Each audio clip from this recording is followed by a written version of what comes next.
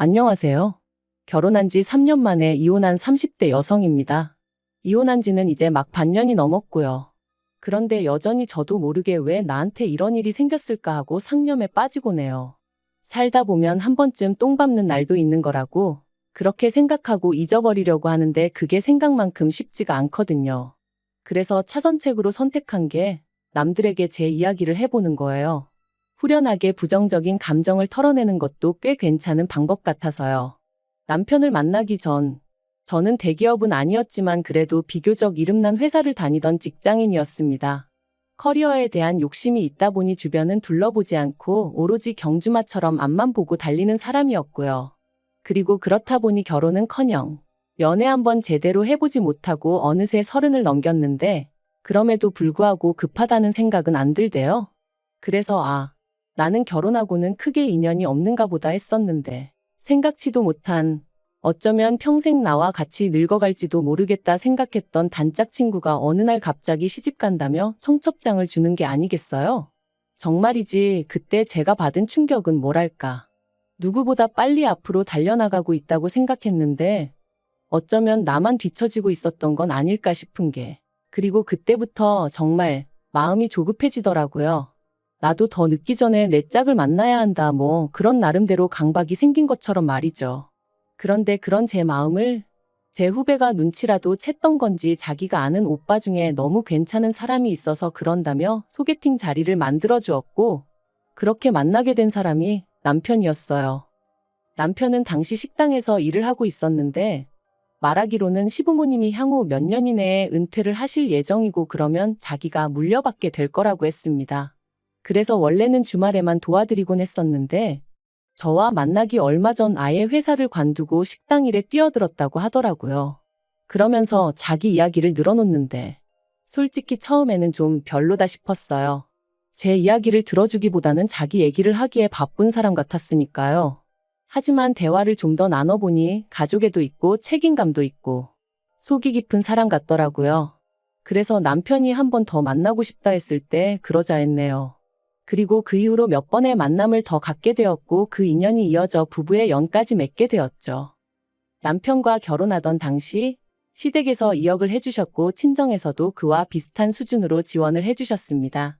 거기에 플러스로 남편은 남편대로 저는 저대로 모아둔 돈이 있었기에 솔직히 부족함이나 어려움 없이 신혼생활을 시작할 수 있었죠.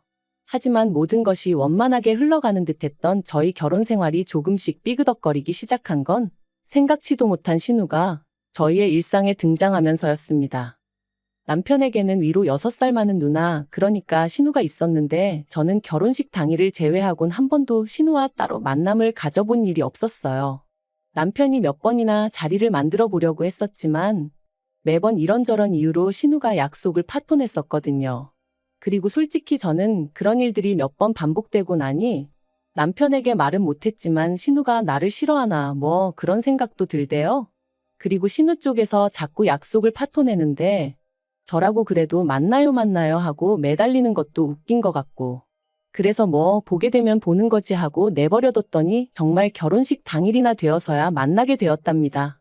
그런데 다들 아시겠지만 결혼식 당일에 신부였던 제가 무슨 정신이 있어서 신우를 챙길 수가 있었겠어요?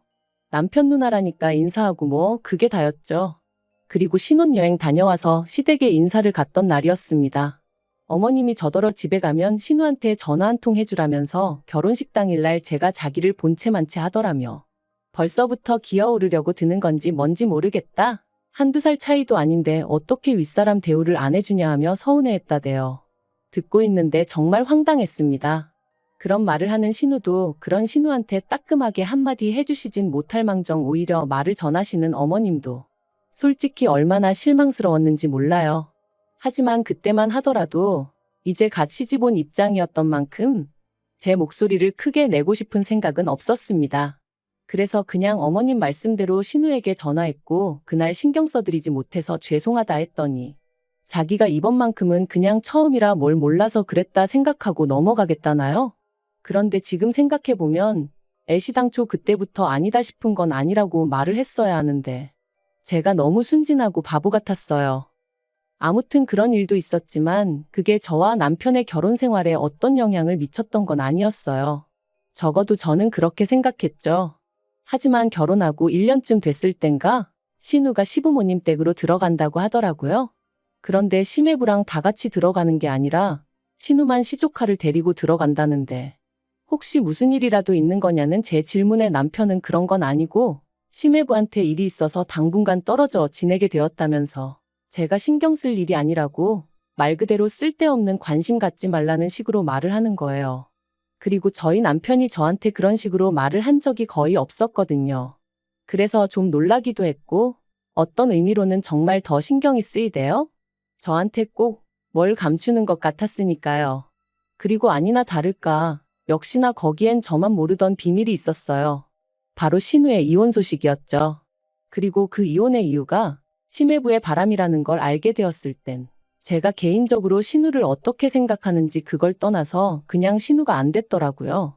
그리고 그 과정에서 알게 된 게 신우가 심해부랑 결혼하게 된 것도 심해부가 결혼해달라고 열렬히 신우를 쫓아다니고 뭐 그랬던 게 아니라 두 사람이 술 먹다 하룻밤을 같이 보냈는데 신우가 그만 임신을 했었다대요. 그래서 저희 시부모님이 심해부의 부모님더러 내 딸 인생 책임지라며 난리를 쳐서 결국 결혼을 시켰다는데 그 이야기를 듣고 나니까 그동안 어째서 그 두 사람 사이가 제 눈에는 그렇게 위태로워 보였는지 조금은 납득이 가더라고요. 심해부가 신우를 보는 눈에는 애정이 없었거든요. 심지어 명절이나 시부모님 생신처럼 온 가족이 모인 자리에서 무식하다 교양 없다 해가며 대놓고 무시하기도 일쑤였고 아무튼 그런 두 사람이었으니 이혼 소리가 나왔을 때 놀라지 않았던 건 결코 저뿐만은 아니었을 겁니다.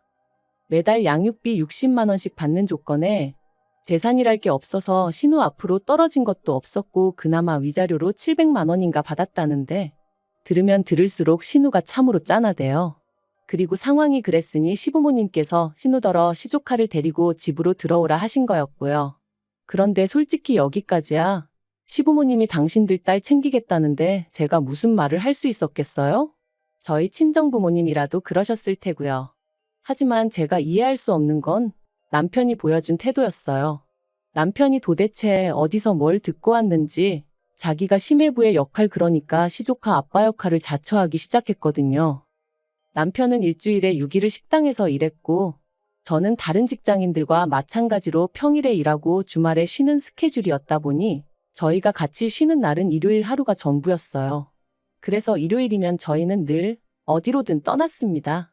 서울 근교로 드라이브를 떠나기도 했고 때로는 서울 시내에서 유명한 식당이나 카페를 돌아다니며 연애할 때와 별반 다르지 않은 시간을 보냈죠.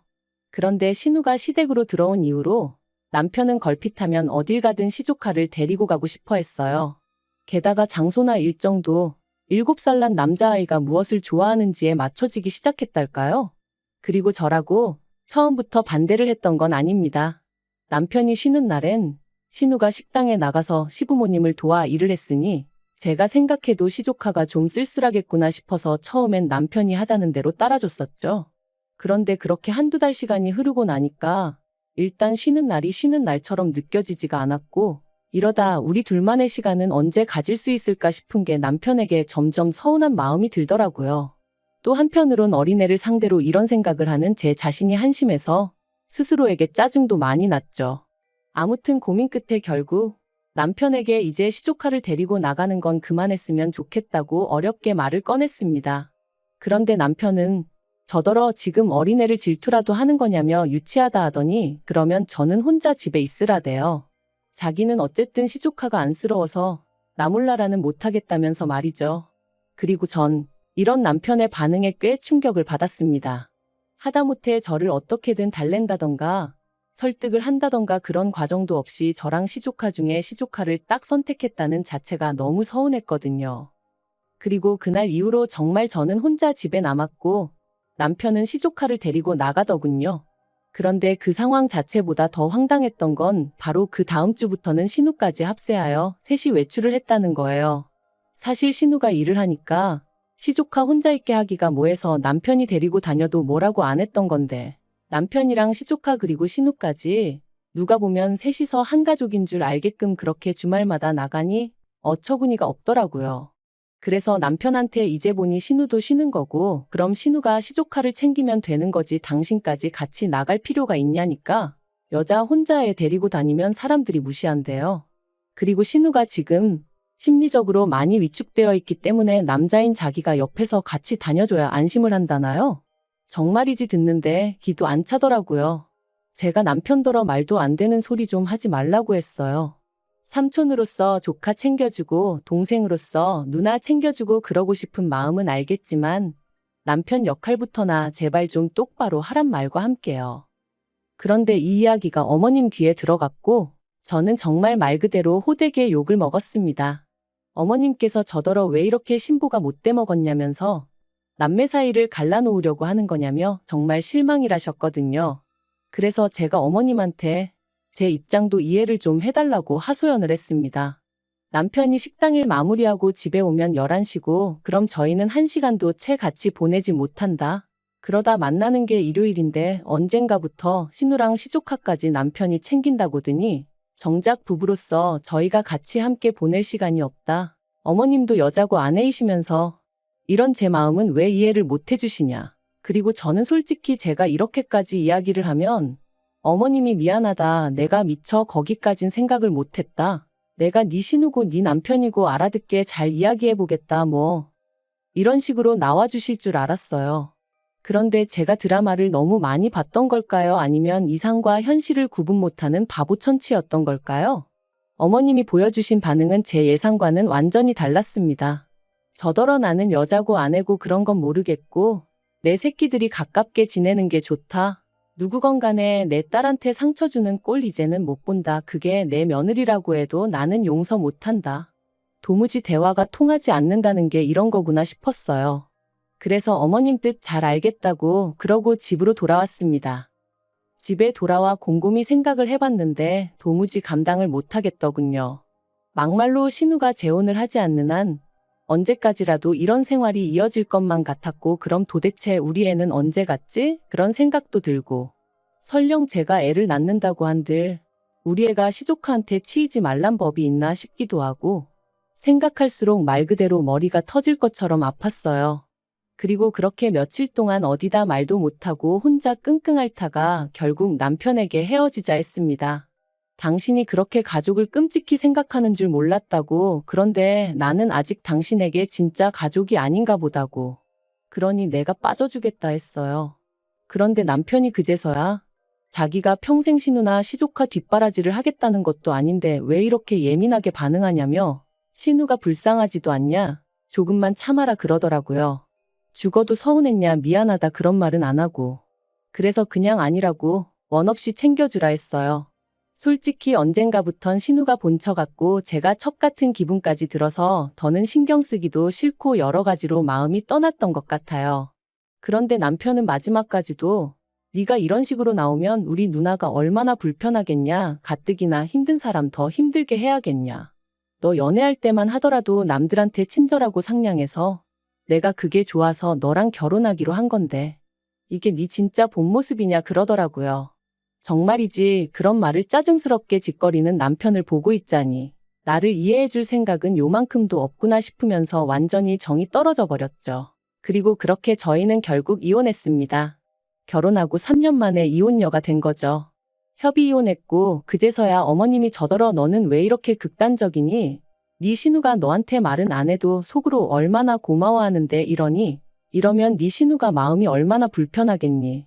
그런데 제가 마음을 바꾸질 않으니 이번엔 어머님께선 기어이 내 아들을 이혼남을 만드냐며 저를 가만 안 두겠다 하셨는데 정말이지 그 과정에서 제가 들은 말들은 다시 떠올리기도 싫을 만큼 잔인하고 수준 없고 무식하기 짝이 없었네요.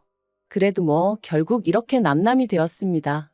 그리고 지금도 제 선택에 저는 요만큼의 후회도 없어요. 오히려 자유롭게 사람들도 만나고 주말에 늘어지게 잠도 자고 무엇보다 신경 쓰이게 하는 거지 같은 것들이 주변에 없으니 살맛 나는 요즘이랍니다. 한편 이혼 후 남편은 시댁에 들어갔어요. 그러니까 마침내 시댁은 온 식구들이 다시 모이게 된 거죠. 그리고 이건 좀 쓸데없는 소리 같은데 결혼했다가 돌아온 두 자식들을 보고 계신 어머님 아버님은 이제 어떤 기분이실까요? 여전히 어머님 눈에는 가깝게 지내는 남매라서 보기 좋고 서로 돕고 사니 뿌듯하고 그럴까요? 제가 어머님이면 어지간히 속 터질 것 같은데 말이죠. 뭐 아무튼 저와 같은 피해자가 생기지 않도록 두 남매가 오손도손 알콩달콩 평생 서로 의지해가며 살아가길 기도해줘야겠어요.